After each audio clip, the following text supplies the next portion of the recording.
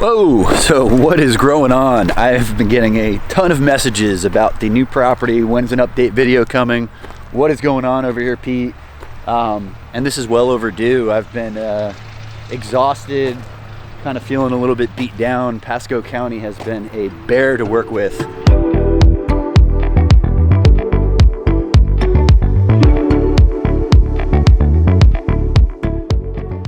Start off by saying, if you want to open a nursery, my suggestion would be to go to Hillsborough, Hernando, any other county but Pasco. They want apartment complexes, multifamily homes, and cookie cutter neighborhoods. They would have preferred a Walgreens here. So unfortunately, still kind of dealing with a little bit of that mess, but we're going to have a soft opening here very soon. The private nursery will be opening for our members. I'll probably have a grand opening in spring, and I know last time I showed you guys this place, there was no plants here. We've probably moved about 20 trailers here. Been filling up the full sun area. We've got a lot of our tropical stuff on this end, so in case we get a freeze. And we have had 37 degrees here a couple times, guys. 33, 35, 37. We've had a couple of cold nights. We've had some frost. That was before the plants were here, so I might have to do some protecting of them here in the future. But we've been kind of working on getting things set up. It definitely looks a lot different around here. Brought a lot of stuff into the shade nursery, painted the office, the inside's finished. Going to be getting this other pole barn and a more permanent bathroom up. Very impressed with the way the shade area has turned out. This is one of the most beautiful perennial vegetable beds, in my opinion, in this dappled light, where we have the sisu spinach kind of rolling into the longevity spinach, kind of rolling into the Okinawa on the backside. These were all big togan spinaches, which did unbelievable. They were like 6-7 foot tall. They were at a point where they were going to blow over. Nothing was biting them. Nothing was eating them. We cut them back, and it seems like that young, tender growth, it's like candy for the squirrels. They have been just chewing those things down. So those are those sticks you see there in the center. Just some salvias here along the edge for a pop of color.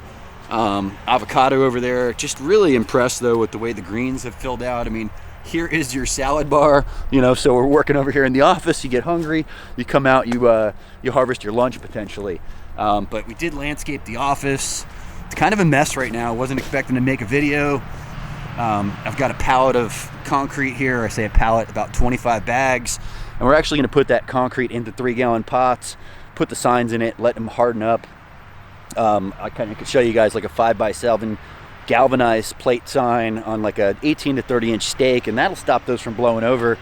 And speaking of blowing over, this site compared to my site is like being in the middle of a giant 100-acre field. I can't even express the difference. Like, we pick up hundreds of plants here a day. This place is super exposed. I cannot wait to get my windbreaks in place. And some of the bamboo is starting to fill up over there along that northern fence, but this place is like a wind tunnel. Shade nursery, every single day we're having to pick stuff up. It's definitely kind of non-stop around here. Just unloaded a couple of trailers this morning, haven't even had a chance to get them pulled out. And you could see from the wind last night, some of these 1 gallons are still laying down. So that will be a daily activity, constantly picking up over here. Lots of stuff still to kind of clean up. But we have been actively moving plants and getting this place set up. I've kind of worked on some of my parking areas over here. Kind of have some old telephone poles cut up, used as parking stops. Can't wait to get that mulch out of that front field so we can get that front area planted out. We plan on starting to put some shade tolerant, probably jabos on drip through this understory area up front. And I'm really close to getting these tree lines up. We've got the cable, we've got the parts. The only thing I'm missing are these like 36-inch turnbuckles. So once you put up that aircraft cable and you get it tight, there's a turnbuckle that goes on each side. That helps you get it even tighter. And then we have turnbuckles on the back of the poles. So if we tighten the line, the pole starts to move. We can bring that pole back with the turnbuckle that's over here on the telephone pole. And I still got some grading to do in this area. We want to bring the weed mound out past the poles just for maintenance reasons. But I don't know if you guys can see this, but these are 4.5 foot, 5 foot down in the ground. And those are ground acres. Those are going to tie into the pole. This way that pole can't pull that way once we start torquing on it. And we'll have bamboo over here, mangoes over here, olives over here, bigger trees over here, and things over here that just really aren't tolerant to that overhead water. The water here is unreal compared to my other farm, my other wells. There is no iron, there is no sulfur. There is no smell. You could drink the stuff out of the tap. It is really unbelievable. So this is an exciting space. We do have an active tortoise there in the center. I'm not going to plant anything there, but the entire area around it will probably be one of the first areas we start to kind of plant out with food forest and some things for the tortoise, of course. And then down here on this corner, have another tortoise, and this is going to be just a native-inspired corner. We're going to add some other things that the tortoise likes to eat, maybe get some native passion vine in there. But otherwise, I probably won't even cut the grass there. And then once I finish this food forest area over here in the center, the goal is to move over to the front fence, and I want to plant the inside of the fence almost all the way up to the corner. And eventually we'll move our way over to this other fence and kind of start playing over here on the other side of the property. It's just really overwhelming when you have a site of this size. It's really come a long ways. We have to start slow, kind of start over in that nucleus area and work our way out. Over here in the market garden area, or the proposed market garden area, we've got some really tired sun hemp. That stuff is impossible to cut. I'm probably going to come back over here with the BCS and the cutter blade and chop that up, and some hedge trimmers, and the idea being chop it up real small, cover that entire surface with that chopped up material. We're kind of late. Ideally I wanted to do some clover, I wanted to do some vetch, some hairy indigo. I wanted to get a wintertime cover crop on that. It's not going to happen, so I hope that cut up sun hemp will just keep that ground shaded until we get into spring. And then when spring gets here, we'll do a bunch of black beans, cowpea. Depending on the market garden situation going forward, this can end up being food forest. No matter what, a portion of this is going to be market garden. Maybe the other one will turn into a food forest, but just depends. Nick's had a lot going on. He's been sick.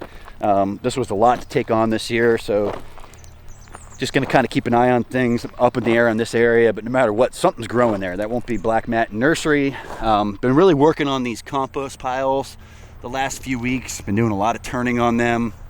This is my oldest, most broken down pile. And this one's really close to bringing the sifter in. Get a guy in here for a day, sift this pile down, pull the compost out of it, pile it up somewhere. You know, we'll have that compost to use on jobs around the property, sell back to clients.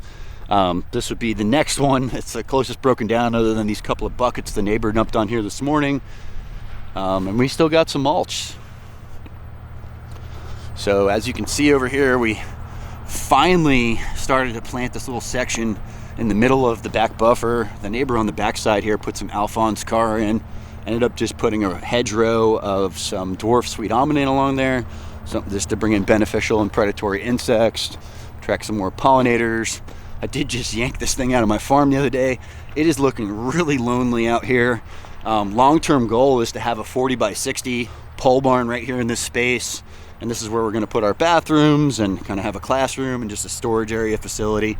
So that won't be sitting by itself forever, but right now it is definitely looking a little lonely. So as far as the shade area goes, we've got lots of gingers, turmerics, japoticabas, anything that can tolerate some shade. And then once we start getting some more of our flowering natives brought over, I wanted to keep a lot of that pretty stuff kind of right up in that zone 1 of the office, kind of really close, and lots of those togan spinaches over here.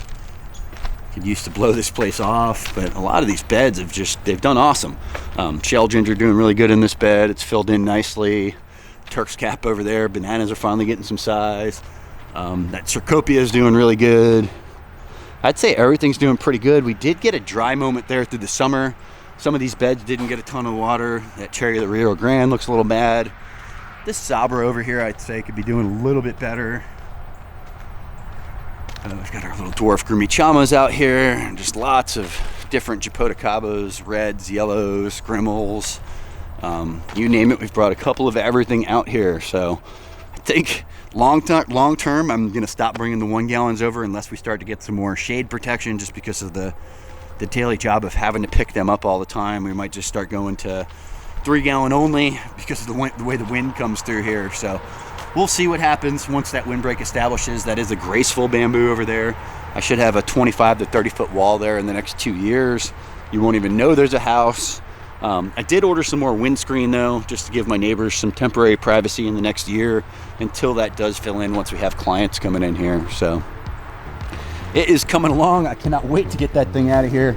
Give me a couple months, guys. You will not have to see this portalette.